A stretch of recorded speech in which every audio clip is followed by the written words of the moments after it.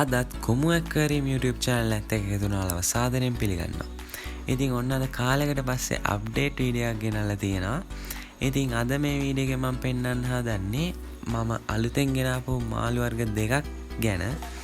ඉතින් ඇත්තටම මේ වර්ග දෙක මම ටිකක් කාලෙක ඉඳලා හොයපු වර්ග දෙයක්. මොකද මේක ලංකාවේ ස්වභාවික පරිසරයේ ඉන්න මාළු වර්ග දෙයක්. හැබැයි වයිල්ඩ් කෝට් අල්ලපු මාළු නෙමෙයි, බ්‍රීඩ් කරපු මාළු. ඉතින් අපි බලමු වීඩියෝ එකට ගිහින් මොනවද මේ වර්ග දෙක කියලා. ඉතින් මෙන්න ඉන්න මාළු ටික තාම මාළු ටික පැකට් වල ඉන්නේ. දැන් තමයි ගෙනාවේ මාළුන්ව. ඇත්තටම මෙයාලා ගෙනාවේ මම අඳුරන අයිය කෙනෙක්ගෙන් රත්නපුර පැත්තේ. අපි දැන් බලමු මොනවද වර්ග කියලා. මෙතන ඉන්නවා චන්න ආරා. එහෙම නැත්නම් ගම් ආර කියන මාළු වර්ගය. එතනින් මම මාළු 4ක් ගත්තා. මේ පැකට් එකේ 3ක් ඉන්නවා. අනිත් පැකට් එකේ එක්කෙනෙක් ඉන්නවා. ඉතින් මේ වර්ගයේ ලංකාවේ ස්වභාවික ජලාශවල ගොඩක් බලා ගන්න ඉන්නවා. හැබැයි මේ මාළු කියන්න ඕන විශේෂයෙන් මේ මාළු අල්ලපු මාළු නෙමෙයි. ස්වභාවික ජලාශවලින් මාළු අල්ලන්න හොඳ නෑ සහ ඒක තහනම්. මෙයාලා බ්‍රීඩ් කරපු මාළු. මගේ ඒ අඳුරන අයිය කෙනෙක්ගේ ලොකු ගංගාර පෙයායකින් බ්‍රීඩ් වෙලා ආපු පැටවු ටිකක්. ඉතින් ඒ වගේම තව විශේෂ මාළුවෙක් මම ගත්තා. ඇත්තටම මට කාලෙක ඉඳන් හොයපු මාළුවෙක්. මෙන්න මෙයා නයික් වගේ දිගට ඉන්නේ ටයට්‍රැකීල් කෙනෙක්. ආඳ වර්ගයක්. මෙයත් ඇත්තටම ලංකාවේ ජලාශවල ගොඩක් බලාගෙන ඉන්නවා. එයා ගැන සම්පූර්ණ විස්තරයක් මම වෙනම වීඩියෝ එකකින් ගේන්නම්. ඉතින් දැන් අපි මේ මාළු ඇක්ලිමේට් කරගන්න ඕනේ. මගේ ටැංක් එකේ තියෙන වතුරට මේ මාළුම හුරු කරගන්න ඕනේ. ඒ නිසා මේ විදිහට පැකට් ටික ටැංක් එකේ දාලා විනාඩි 15ක් තියාගන්න ඕනේ.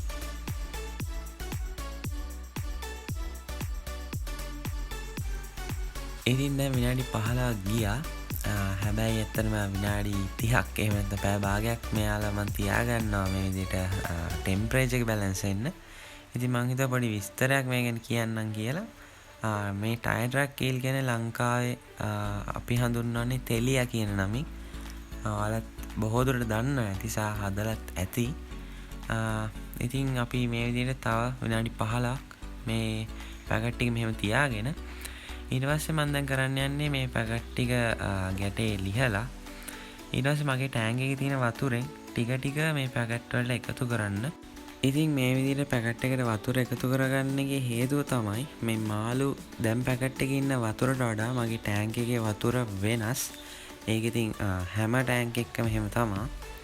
ඒ නිසා අපි මාළුවේ කලුතෙන් ගෙනාවොත් මේ විදිහට මාළුවව අපේ ටැංක් එකේ වතුරට හුරු කරගන්න ඕනේ. ඉතින් ඒකට තමයි ඇක්ලිමේෂන් කියන්නේ. ඇක්ලිමේෂන් ගැන මම වෙනම වීඩියෝ එකක් ගේන්නම්. මොකද ඒ ගැන ටිකක් වැඩි විස්තරත් එක්ක කතා කරන්න ඕනේ. මොකද ඒක ටිකක් ලොකු කතාවක්. ඇත්තටම අපිට ඒක නෝමල් දෙයක් වගේ පෙවුනට මේ මාළුන්ට ඒක ගොඩක් වැදගත් මේ වගේ අලුත් ටැංක් එකකට දාද්දි. ඒ නිසා ඒ ගැන වෙනම වීඩියෝ එකක් මම ගේන්නම්. ඉතින් දැන් මේ විදිහට අපිට මාළුන් එකතු කරගන්න පුළුවන්. මෙතන දින ඇත්තටම මාළුවා පොඩ්ඩක් පැකට් එකේ හිර වුණා. ඒනට එච්චර අවුලක් වුණේ නැහැ. ඉතින් මුලින්ම මේ විදිහට ගංගාරා එක්කෙනාව දාගන්නවා. ඊට පස්සේ අපි අනිත් මාළු ටිකක් දාගමු. මෙතනදී ටයට්‍රැකීල් දාන එක ඇත්තටම මට වීඩියෝ කරගන්න බැරි වුණා. මොකද එයා පොඩ්ඩක් දඟලන්න පටන් ගත්තා. ඉතින් එයා වීඩියෝ කරන්නේ නැතුව මම දාගත්ත ටැංක් එකට. දැන් මෙතනදී අනිත් ගංගාර තුනක් දාගන්නවා මේ විදිහට. ඇත්තටම ටයට්‍රැකීල් දැන් කලබල වෙලා ඉන්නේ. එයා උඩ පීනනවා. මේකේ ලයිට් එක දාලා තියෙන නිසා තමයි මෙහෙම ගොඩක් වෙලාවට කලබල වෙන්නේ. ගංගාර ටික නම් අවුලක් නැහැ. යාලා හොඳට ඉන්නවා. අනිත් එක යාගේ වර්ගෙන් ගොඩක් මාළු ඉන්න නිසා යාලා ඇත්තට කලබල වෙන්නේ නැහැ. ටයට්‍රැකීල් එක්කෙනා නිසා කලබල වෙනවා. ඉතින් ඔයාලට පේනවාද දැන් කොහොමද මේ ගංගාර සහ ටයට්‍රැකීල් කියලා පැකට් එකේ හිටියා වගේ නෙමෙයි. ඇත්තටම මම හිතුවට වඩා ලස්සනයි ටයට්‍රැකීල් එක එහෙම. මේක මගේ පළවෙනි වතාව මේ ටයට්‍රැකීල් එක හදන. ගංගාර නම් මම කලින් හදලා තියෙනවා එක සැරයක්. ඒක නම් එච්චර අලුත් දෙයක් නෙමෙයි චන්න මාළුවෙක් නිසා. නමුත් මේ ඊල් වර්ගයක් හදන මගේ පළවෙනි අවස්ථාව. ඉතින් ඒක ඇත්තටම අමුතුම අත්දැකීමක් වෙයි ඊල් කෙනෙක් හදනවා කියන්නේ. දැන් ඔයාලට පේනවා ඇති මාළු ටික පීනලා කරලා ඉන්නවා.